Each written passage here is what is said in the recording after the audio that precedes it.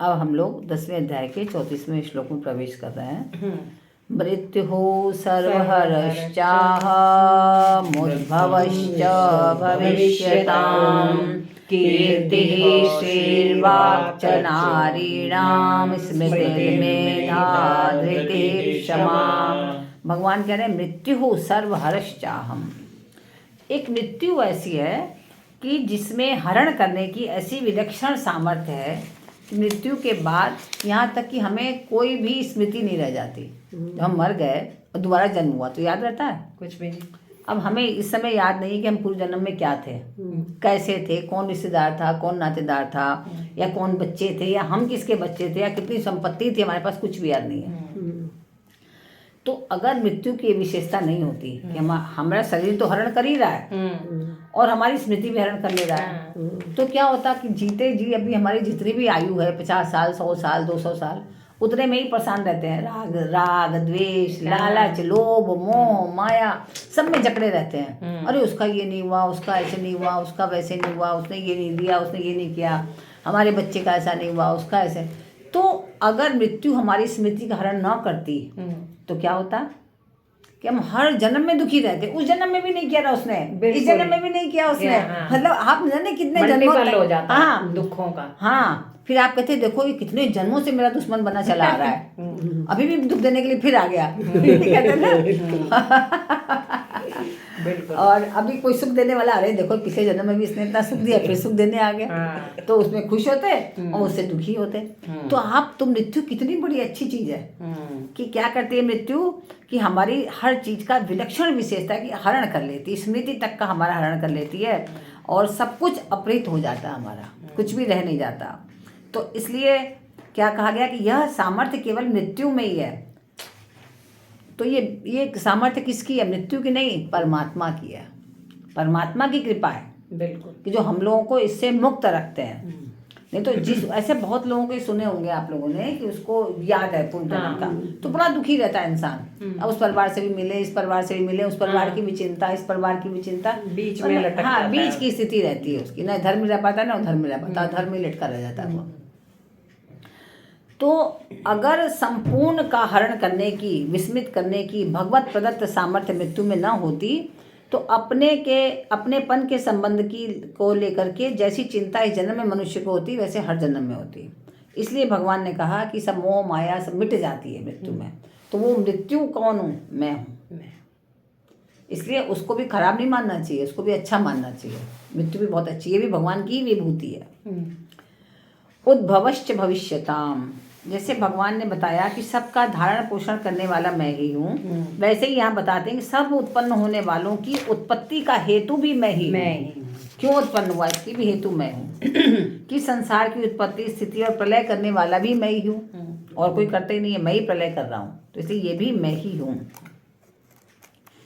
अब आगे भगवान क्या कह रहे हैं? कीर्ति ही श्रीर्वाक्च नारीणाम स्मृतिर्मेधा धृति क्षमा, कि स्त्रियों में जितनी भी स्त्री जाति है उनमें कौन कौन मैं हूँ? कीर्ति, श्री, वाक, स्मृति, मेधा, स्मृति और क्षमा, ये सातों संसार की श्रेष्ठ स्त्रियां मानी गई हैं, है ना? कौन कौन? एक तो कीर्ति, दूसरी श्री, तीसरी वाक, स्मृति, मेधा, धृति और क्षमा, ये सातों इस संसार की सर्वश्रेष्ठ स्त्रियां मानी गई हैं। इनमें से जो कीर्ति, स्मृति, मेधा, धृति और क्षमा है, ये 5 प्रजापति दक्ष की पुत्रियां हैं, है ना? हाँ, प्रजापति दक्ष की कन्याएं ये 5। और श्री जो है वो महर्षि भृगु की कन्या है। भृगु ऋषि ज्योतिष के प्रकांड विद्वान थे। उन्होंने उस समय संसार के समस्त प्राणियों की कुंडली बना दी। अच्छा। हाँ, जो उस समय थे, जो बाद में हुए, जो अब होंगे, सबकी कुंडली बनी हुई है। उन्होंने हर प्राणी की कुंडली बना दी। सच्ची संसार के पूरे प्राणी की कुंडली भृगु संहिता में है, आज भी है। हाँ, आज भी है। अगर आप तो श्री जो थी वो महर्षि भृगु की कन्या है और वाक ब्रह्मा जी की कन्या है। अच्छा। हाँ, तो कीर्ति, श्री, वाक, स्मृति, मेधा, धृति और क्षमा, ये सातों जो है भगवान ने कहा कि सद्गुणों को लेकर संसार में प्रसिद्ध है। ठीक है? तो जिनकी प्रतिष्ठा है, जिनकी संसार में प्रतिष्ठा होती है और बहुत प्रसिद्धि होती है, उसको हम क्या कहते हैं? कीर्ति। अरे इसकी बड़ी कीर्ति है, कहते हैं ना, यश। अरे बड़ा कीर्ति, यश इसका सर्वत्र व्याप्त है। तो वो भी क्या है? भगवान कह रहे हैं ये मैं हूँ, वो कीर्ति भी मैं हूँ। जो किसी को कीर्ति मिल रही है वो मैं हूँ। और फिर स्थावर और जंगम, ये दो प्रकार का ऐश्वर्य होता है ना। तो जो जमीन, मकान, धन, संपत्ति, ये सब क्या है? स्थावर ऐश्वर्य कहलाते हैं। जितनी ज़्यादा किसी के पास जमीन, संपत्ति है, धन है, मकान है, वो स्थावर संपत्ति कहलाएगी। और जैसे घोड़े, हाथी, गाय, बैल, ये सब पहले तो यही सब ज़्यादा माने जाते थे ना। जिसके पास जितने ज़्यादा है वो अब समझ लीजिए गाड़ी भी मान लेंगे उसमें। लेकिन अभी भी गाय और भैंस इसका तो महत्व है ही है। घोड़े, हाथी, इसका अभी भी महत्व है। तो ये जो है जंगम कहलाते हैं, ये सब, है ना। तो ये सब जो है भगवान कह रहे हैं ये सब मेरे श्री है। ऐश्वर्य जो है ये मेरी श्री है।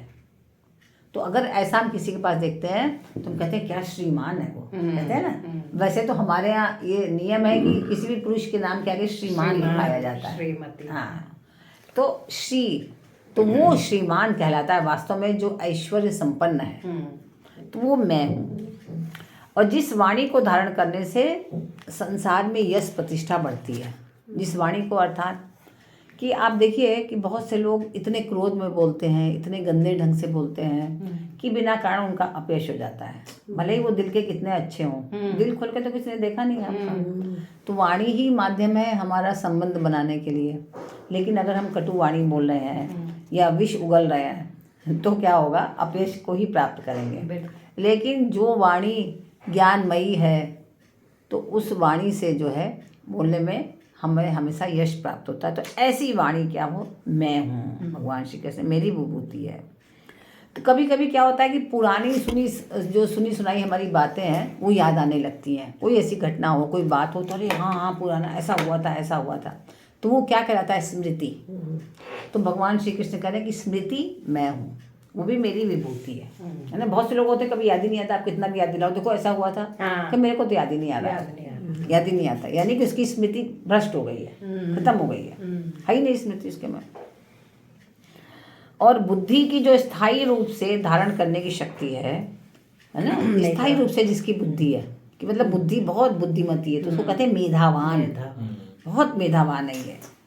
तो वो कोई भी, उसके अंदर ऐसी शक्ति होती है, कोई भी बात कहो आप फट से उसको याद हो जाती है। ऐसा नहीं कि अरे याद ही नहीं हो रहा, या ऐसा नहीं कहेगा। तो उसको कहेंगे बड़ी मेधा इसकी बहुत अच्छी है भाई। तो वो मेधा कौन है? मैं हूँ। तो मनुष्य को अपने सिद्धांत, मान्यता आदि पर डटे रहने तथा उनसे विचलित न होने देने की शक्ति का नाम धृति है। जैसे बहुत से बच्चे होते हैं ना, बहुत से जीव होते हैं, बहुत से मनुष्य ऐसे होते हैं कि जो उन्होंने सिद्धांत बना लिया, जो उनकी दृष्टि में जो अच्छा ज्ञान है, आप कितना भी उनको गलत रास्ता दिखाओ उससे अडिग नहीं होंगे। मतलब डिगेंगे नहीं उससे, उस पर अडिग रहेंगे। कहेंगे नहीं हम तो जो इस सिद्धांत पे ही चलते हैं, इसी को मानते हैं। आप गलत बात करें हम उसको नहीं मानेंगे। तो उसको हम कहेंगे धृति। तो ये स्त्रियों के नाम भी होते हैं। जैसे साउथ में तो श्री नाम बहुत होता है ना। साउथ में ये नाम आपको, साउथ में ये सब नाम बहुत मिलेंगे। श्रीदेवी। हाँ, श्रीदेवी जैसे थी। लड़कियों का। हाँ, लड़कियों के बहुत नाम होते हैं। कीर्ति भी। हाँ, कीर्ति भी होती है। कीर्ति तो इधर भी खैर होता है। हाँ, इधर। हाँ, इधर भी बहुत होता है कीर्ति नाम। तो दूसरा कोई बिना कारण